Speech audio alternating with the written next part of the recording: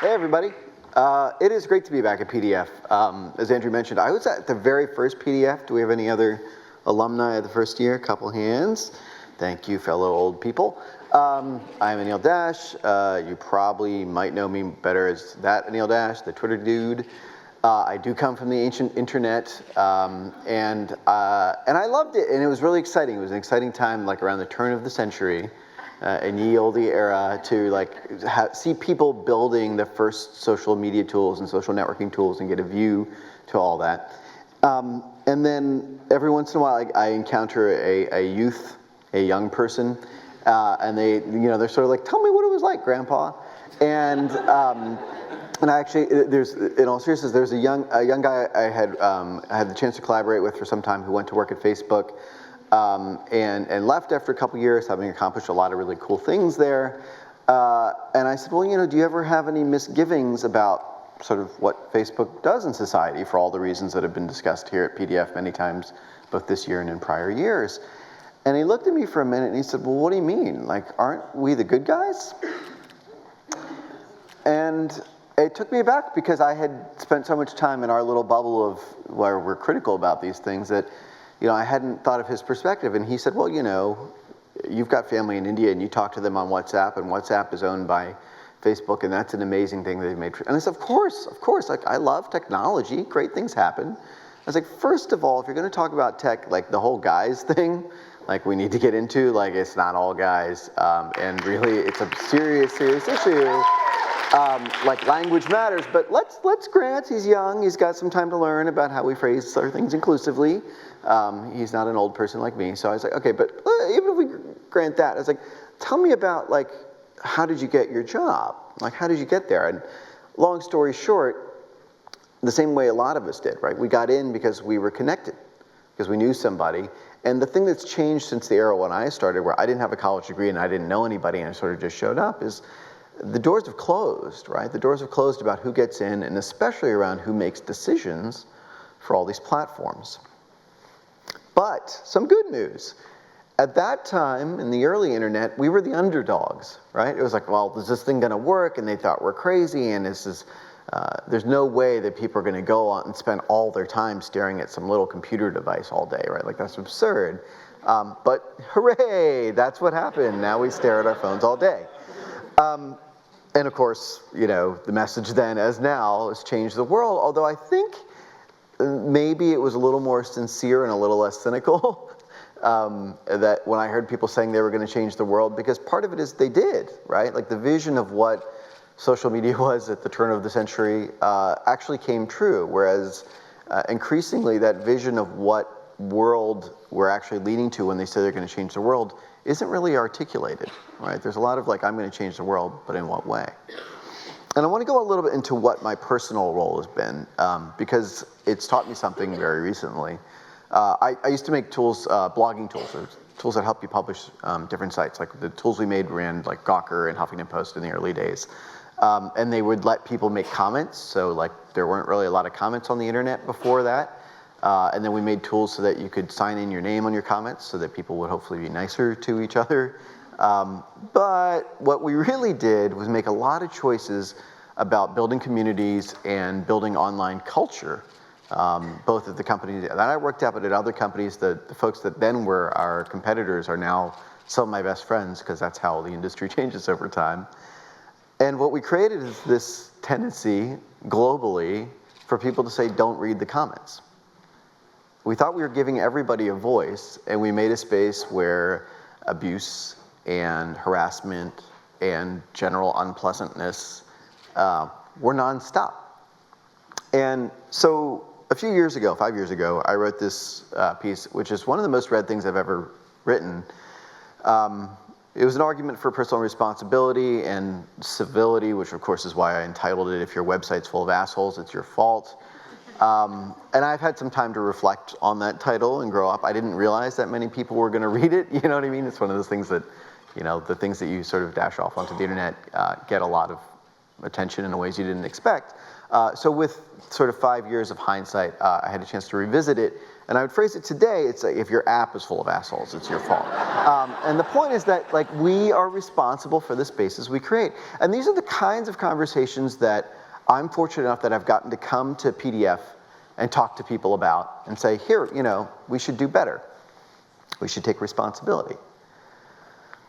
But I talked about what our choices were because honestly, for somebody like me who's very lucky, I can come up on stage and get a round of applause for saying we ought to do better. And it doesn't actually really matter whether I do better or not. I still get invited back. I still come back and speak again.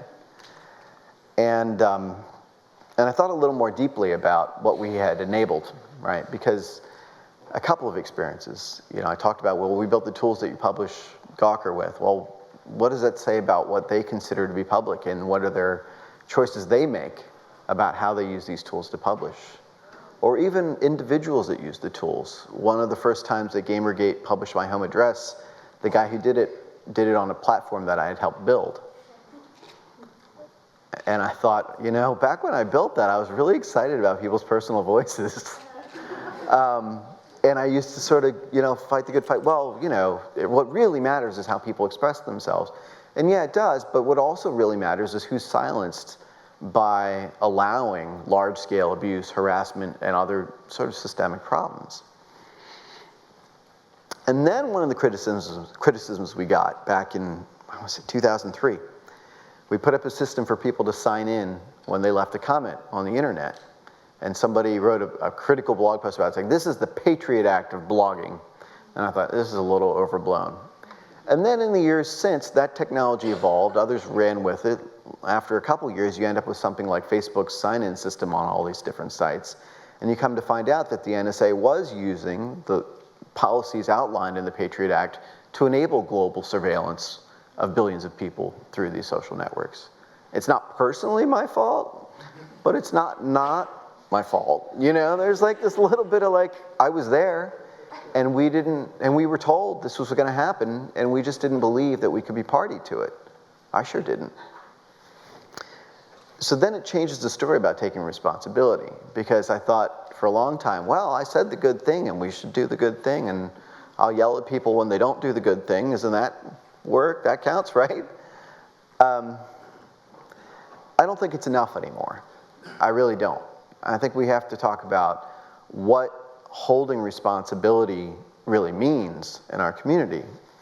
One of those parts is what I said about the sort of use of the term guys to describe the industry. Is like, whose choices do we mean? We know who's massively underrepresented in creating technology. Women, people of color, the rest of the world that's not in the United States, all these different groups whose values are not represented is the direct reason why these platforms cause so much harm. And we don't have any accountability to that. So that's why there's a disconnect between the values we espouse in changing the world and what the tools do.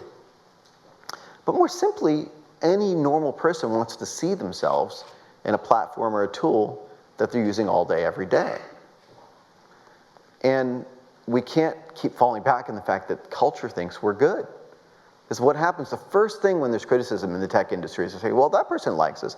And the truth is, you can look across the political spectrum. Both Trump, Clinton, Sanders, all of them will say, well, tech is the future of jobs, and that's where all the growth is going to happen. It's where the opportunity, innovation economy happens, right? They're all saying tech is still good, even though we can see the negative things that happen. And that's not to say tech isn't also good.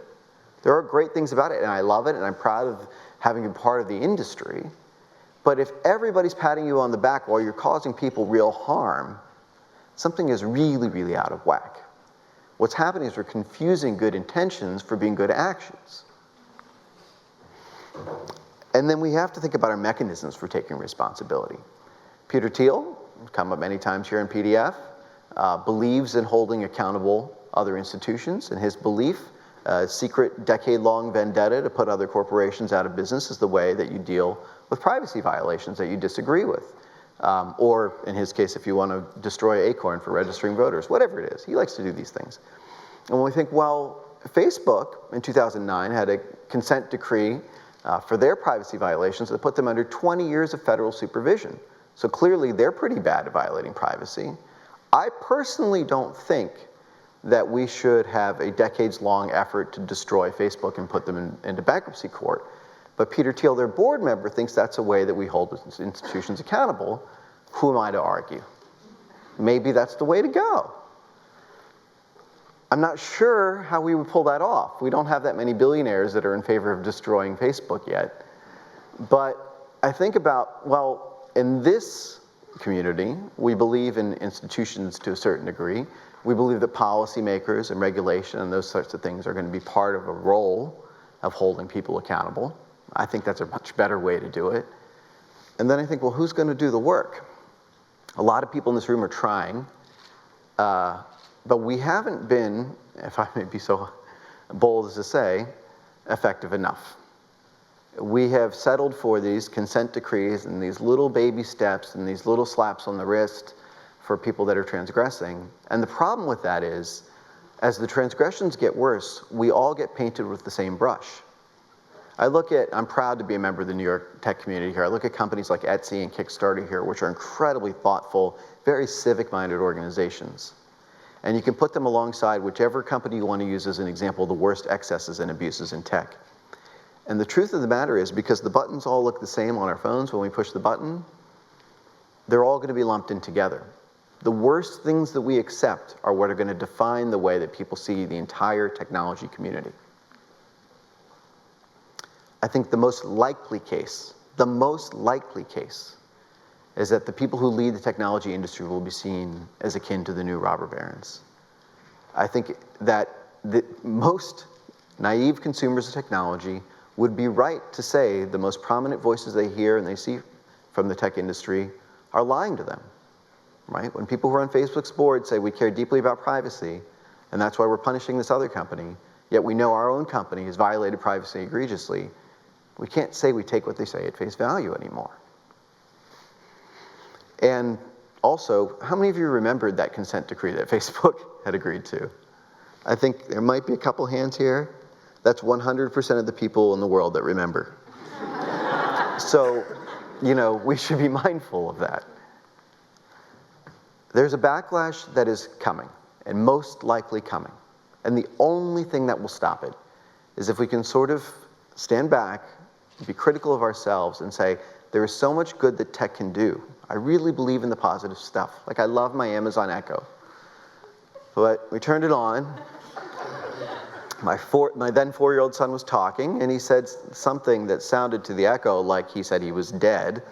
So I asked Echo, Amazon, what's the deal? Why did you say you're pretty talkative for a dead person to my 4-year-old? I went in the app, and it said, well, we thought you said I'm dead, and then it handily offered the ability to Bing search for the phrase I'm dead, in case that would help me understand.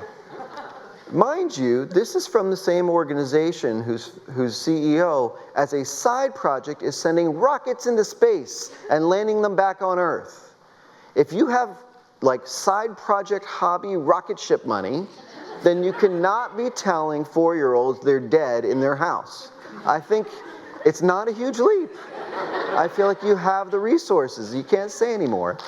Or more broadly, if you have, like Elon Musk, sort of side project rocket ship landed on a boat money, then you can hire more than 2% of your employees who are black. You can do it. Put some of that rocket ship money in there and do it. That's not science fiction. It's not crazy. It's a simple statement of what you care about. All I'm saying is we can do better. The bar is so low. So low. I love rocket ships. Just have one rocket ship and then some jobs. It's okay. It's okay. Consider the most vulnerable people first. That's all we have to do. That's all we have to do. That's all we have to say. And that's all we have to remind the leaders in our industry to do. Every single one of us is responsible for it. We can make all of technology in the tech industry far more humane. I hope we'll all work together to do so. Thank you.